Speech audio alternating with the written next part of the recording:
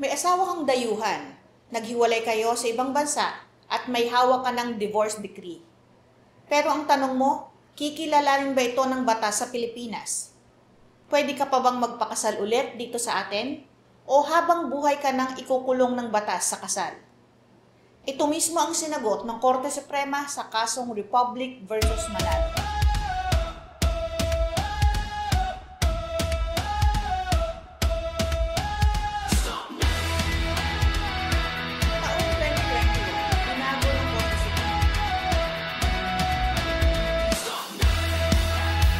Batas, ipapaliwanag ko ng malinaw, simple, totoo at para sa lahat.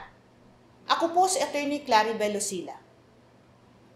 Si Marilyn Manalo, isang Filipina, ay nagpakasal sa isang Japanese national.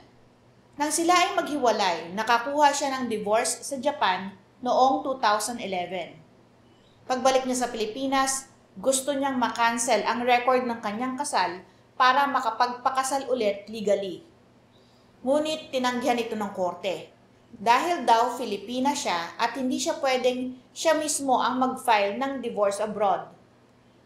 Ang tanong ng marami, maaari bang kilalanin ng Philippine courts ang isang foreign divorce na mismong Filipino ang nag-initiate? Sa ilalim ng Article 26, Paragraph 2 ng Family Code, kung may mixed marriage, isang Filipino at isang dayuhan, at ang dayuhan ay validly na divorce abroad at may kakayahang mag-remarry doon, maaaring kilalanin ito sa Pilipinas para sa Filipinong asawa. Dati iniisip natin na dapat ang foreigner ang kumuha ng divorce, hindi ang Filipino. Kaya maraming katulad ni Manalo ang naiipit sa lumang interpretasyon. Noong April 24, 2018, nagdesisyon ang Korte Suprema. Pinayagan si Manalo na makilala ang kanyang divorce sa Japan.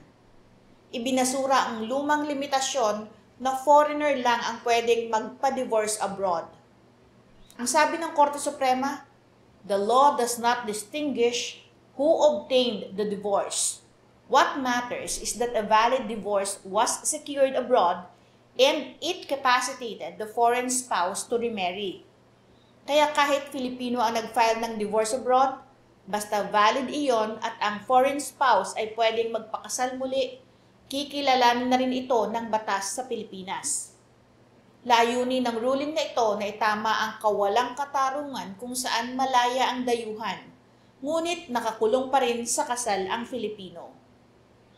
Kung Filipino ka at may valid foreign divorce, maaari mo itong iparecognize sa hukuman basta valid sa foreign law ang divorce, may proof ng foreign law at divorce decree, at na-authenticate ang dokumento ng Philippine Consulate.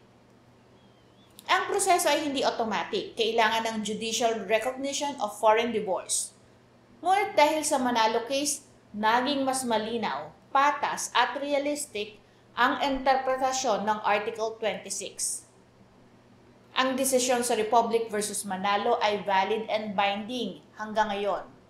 Ito pa rin ang controlling doctrine pagdating sa recognition of foreign divorce sa Pilipinas. Ginagamit pa rin ito ng mga hukuman at abogado bilang batayan sa mga petisyon sa korte. Hanggat walang bagong batas o ruling na bumabawi rito, Manalo Doctrine remains the guiding rule. Patuloy po kayong manood, magtanong at matuto ng tungkol sa batas. Magandang araw po, ako si Attorney Claribel Lucila.